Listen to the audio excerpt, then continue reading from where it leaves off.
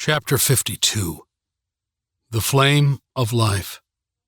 Sir, Adam, and Lake sprang into action, collecting firewood, newspaper, lighter fluid, and matches. Verona and Lincoln waited for the signal, and Jack disappeared, holding a large knife he was going to use to cut the rope, holding the lamps tied around the great Silas' waist. Sir was able to start a fire, but it was nowhere near as hot as it needed to be. But there was no time. So Adam said, "Go." Verona opened the door, and she and Lincoln stepped out. Even through the darkness, they could just make out Jinx in the light of the ghoul's eyes. Standing in the distance, he was surrounded by hundreds of Jinn. Jack stepped out of the house and put his invisible hand on Verona's shoulder. She asked, "Are you ready?" At first, Jack just nodded, but then realized she couldn't see him. So he whispered, "Here goes nothing." Suddenly, his hand was gone, and so was Jack. Verona and Lincoln walked further out into the night, staring down the Jinn. Verona wanted Jinx to walk closer to the children, so she tried to get into the giant Silas' mind. She didn't want him running away when Lincoln started to scream. However, when she tried, she heard Jinx's voice in her head. "Hello, little girl. Your mind games won't work on me. Just stop. Sit back and enjoy the view. You have the privilege of having a front row seat to the greatest moment in history." Verona grunted in pain and yelled to Lincoln, "Light him up." Lincoln opened his mouth, and the sound that came out was beyond description. Windows shattered, car alarms sounded, and Jinn scattered. Instead of getting into Jinx's mind, Verona, who was now standing behind Lincoln and wearing earplugs, earmuffs, and a thick stocking hat, controlled the minds of three ghouls standing closest to him, who grabbed and pawed at the much larger Jinx to hold him down. Jinx, however, was too strong and threw the ghouls off with ease. Verona just kept on sending more and more ghouls toward him.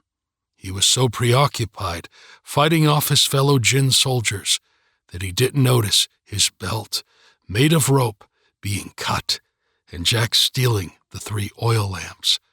As Jack sprinted back towards the house, Verona continued her sabotage, while Lincoln continued to scream. Finally, Jack reappeared before them out of breath and holding the 3 lamps. They ran inside, looking at the clock. There was only a minute left.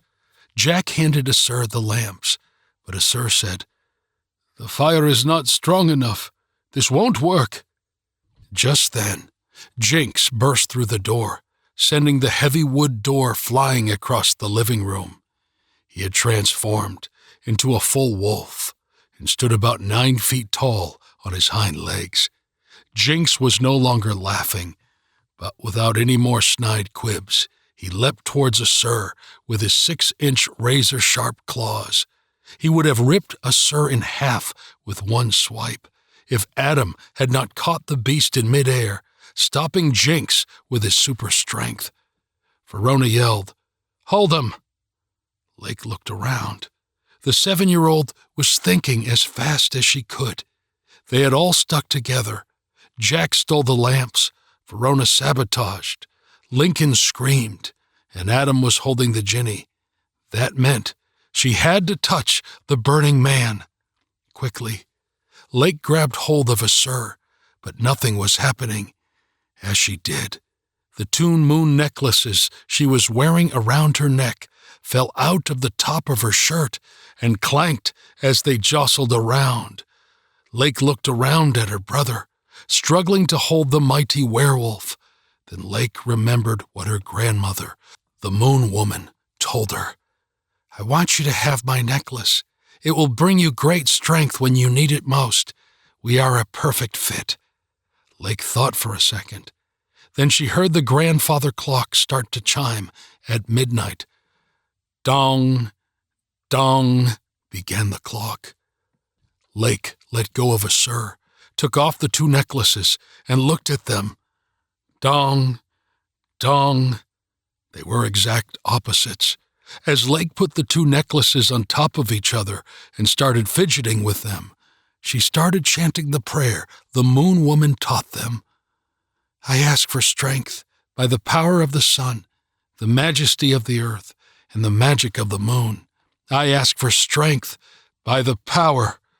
Dong, dong. It was almost midnight. Finally, the necklaces clicked together to make one solid shape. Instead of 2 crescent moons, it now looked like one full sun. Lake felt incredible energy radiating out of it and then through her body. Dong, dong. Lake realized that she had the sun necklace she had seen in the old book the whole time. Lake threw the necklaces back over her head. Dong, dong. As Lake reached out to grab hold of Assur, the Jinni lamp started to shake, and purple, yellow, and green smoke started pouring out of the spouts. Dong. Jink stopped struggling, and Adam and the werewolf could only look on. As the last dong rang out, Gaia, Thanatos, and Phobter started to materialize. While chanting the prayer of the sun, earth, and moon, Lake wrapped both of her arms around Assur. As she squeezed, Lake could feel her grandfather healing, and something else was happening as well.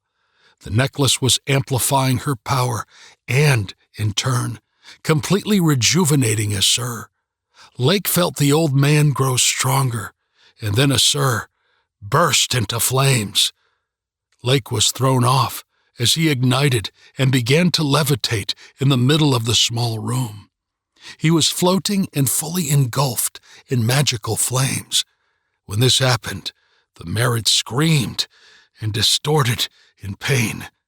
Not yet fully out of their prisons, they began to be pulled back into the lamps as they unsuccessfully fought to escape. At the same time, Jinx began to distort. He violently convulsed until he finally turned into a single ball of smokeless fire. Adam let go of what used to be the great werewolf. Then the ball of fire flew towards Assur and disappeared into the flames. Then thousands of little balls of fire that were once Jinn came flooding through the hole in the house where the door used to be, and they also disappeared into the burning man. As Verona watched, she all at once understood why Assur always seemed to be cold, even on the hottest days of summer. Assur wasn't chosen by the sun because he was good at tending to fires.